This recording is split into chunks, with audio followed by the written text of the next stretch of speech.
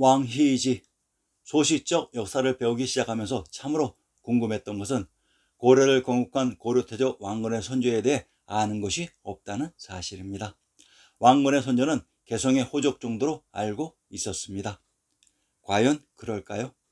왕희지는 당대 최고의 서약으로 소시적 우리 세대는 붓글씨를 배우며 자란 세대로 왕희지의 필체는 누구나 알고 있었습니다.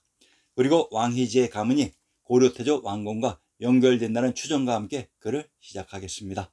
물론 왕씨들은 관중인 한양장안에서 흰나라를 건국한 왕만과도 연결될 것입니다.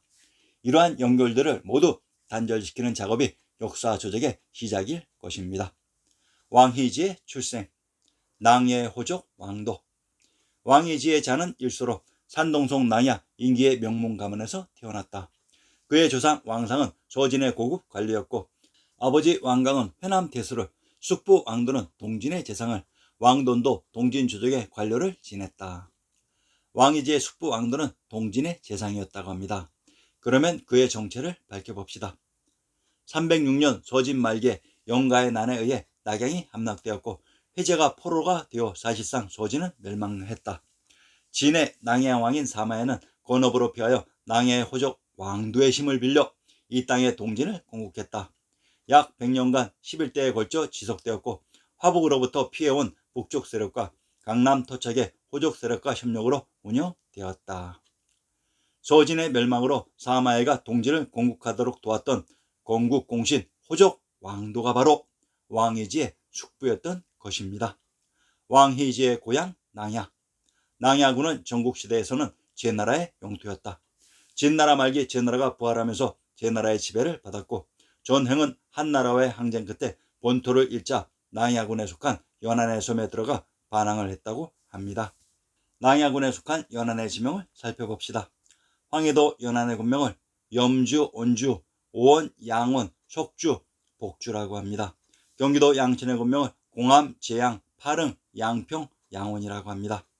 황해도 연안과 경기도 양천은 양원의 군명이 중복되는 지역으로 경기도 양천의 군명 제양은 이곳이 전국시대 제나라라는 의미입니다. 참으로 신증동국여지스남이 신통합니다. 낭야군은 전국시대에서는 제나라의 영토였다고 했는데 낭야군에 속한 연안과 동일한 양원의 군명인 경기도 양천의 군명이 제후국 제나라가 있었던 제양이라고 합니다. 한라산의 남부 지역이 제후국 제나라의 땅 형주라고 했습니다. 영주 왕씨. 상기는 신증동국여지승함을 이용해 낭야의 지명 제후국 제나라를 찾은 것이고 이번에는 사기의 내용을 이용해 강태공의 제나라를 찾아봅시다. 아주 기가 막힌 극적인 혈육의 상봉이 이루어질 것입니다.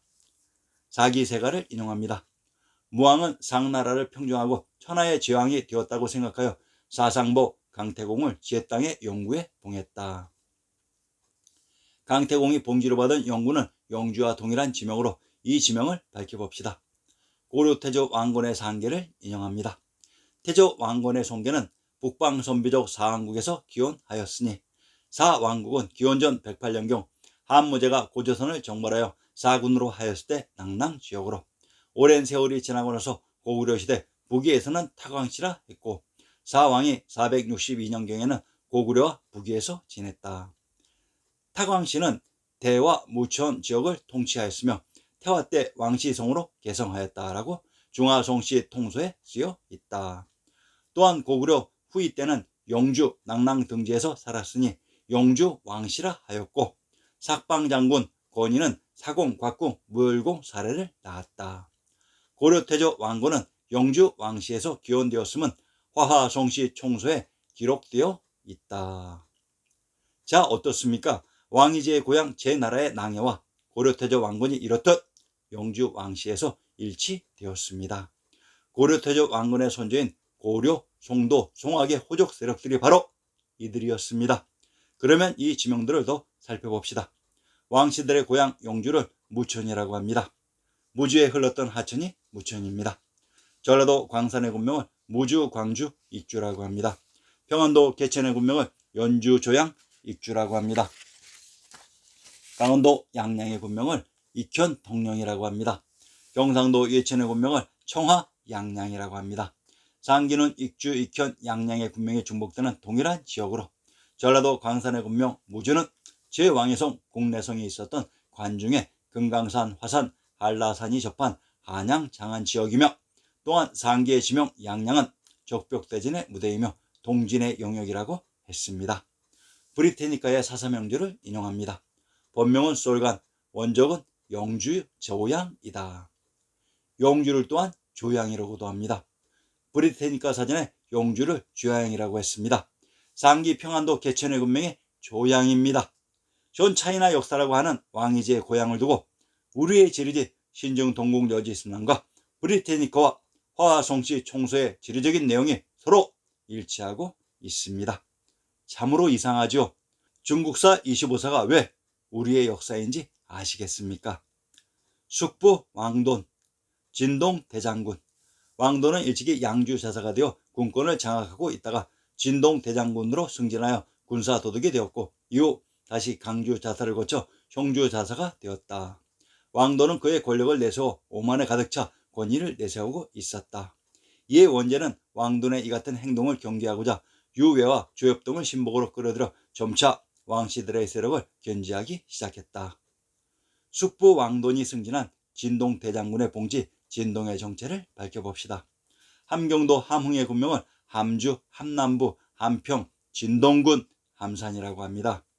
함경도 함흥의 군명이 진동군으로 함흥 차세의 무대 함양 함안은 한양 장안의 관중지역이라고 했습니다. 숙부 왕돈의 위기.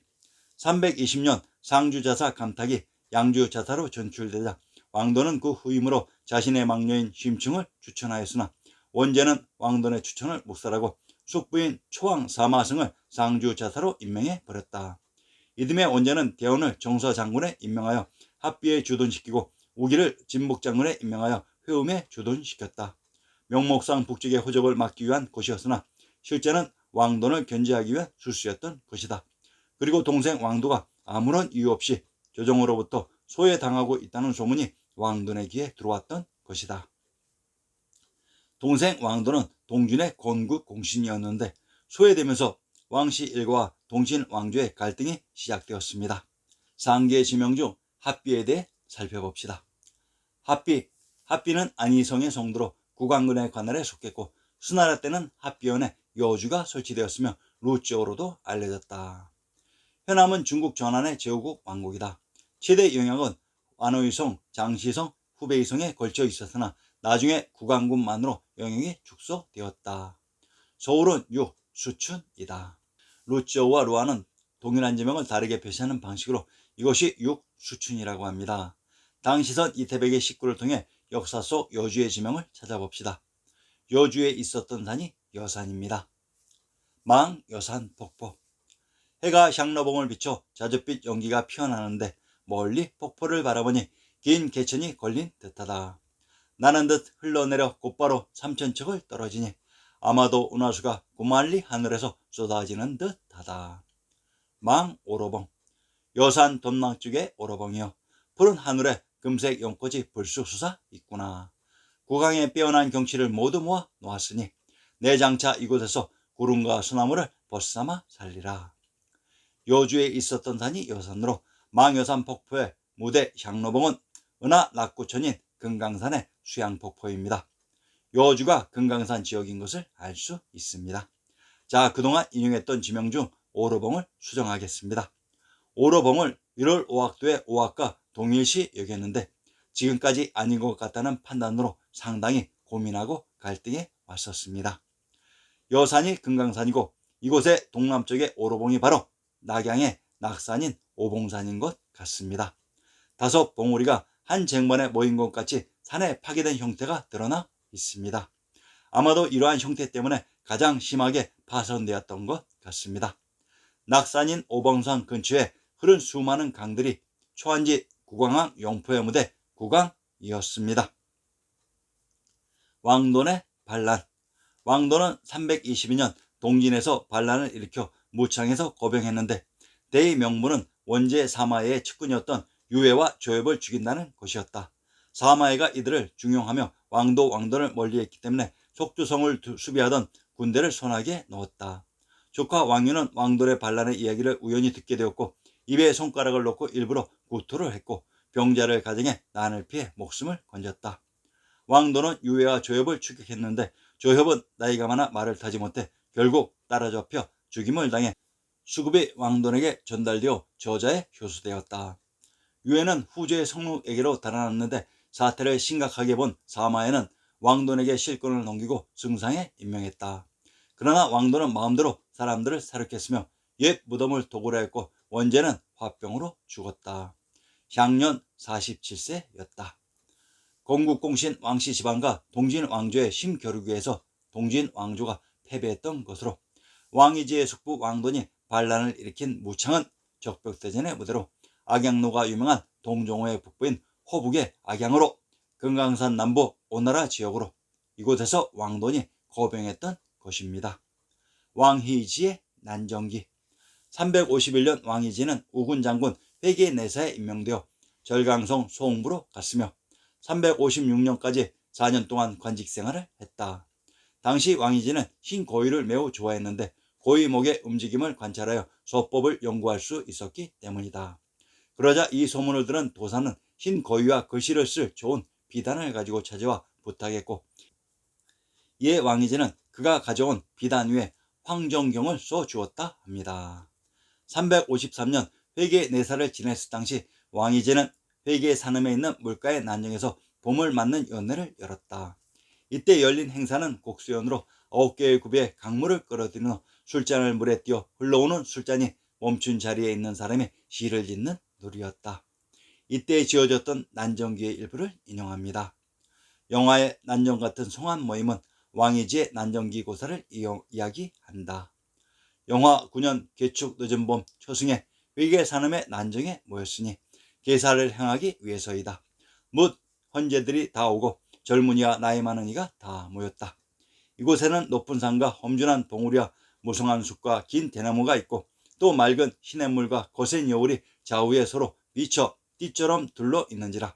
시냇물을 끓여다 술잔 띄울 곡수를 만들고 차례도 벌려 앉으니 비록 관연하게 성대함은 없으나 술 한 잔을 마시고 시 한 수를 읊는 것이 또한 그윽한 정을 펴기에 충분하다. 남산의 1만 봉우리가 쇠찬 형세로 500리를 치닫다가 구부러져 비스듬히 쏟았다는 남산은 역사 속 우리 역사의 무대 금강산인 남산이 아니면 현 경주와 서울의 남산으로는 상상이 안 가는 풍경입니다. 왕희지가 관직 생활을 했던 난정기의 무대 소홍의 지명을 살펴봅시다. 줄에 산해경에 기록되어 있듯이 기원전 5세기 초 이곳에서 월왕 구천이 오왕 부처에게 포위되어 폐하였다가 20년의 고행 끝에 부차를 제압하며 와신상단의 무대 회계의 치욕을 수락했고 진나라의 시황제는 천하를 순행할 때 이 산에 이르러 속비를 세우기도 했다. 후한 때는 군청 소재지를 산음현 소홍으로 옮기고 수나라 때 산음현은 회계현으로 개칭되었다. 소홍이 산음 회계에 있었다고 합니다. 소홍이 있었던 산음을 신중동궁 여지승남에서 찾아봅시다. 경상도 산음의 군명을 산양이라고 합니다. 전라도 보성의 군명을 복골산양 폐주라고 합니다. 전라도 화순의 군명을 오송산양이라고 합니다. 전라도 보성의 군명 폐주는 또한 피라와 펴라의 배수가 있었던 곳이었습니다. 왕희지는 현 차이나가 아닌 우리 역사 속에 우리 선조이셨습니다. 제발 무식해서 자기들의 역사, 자기들의 선조도 못 알아보는 불충을 더 이상 저지르지 않기를 간절히 부탁드립니다.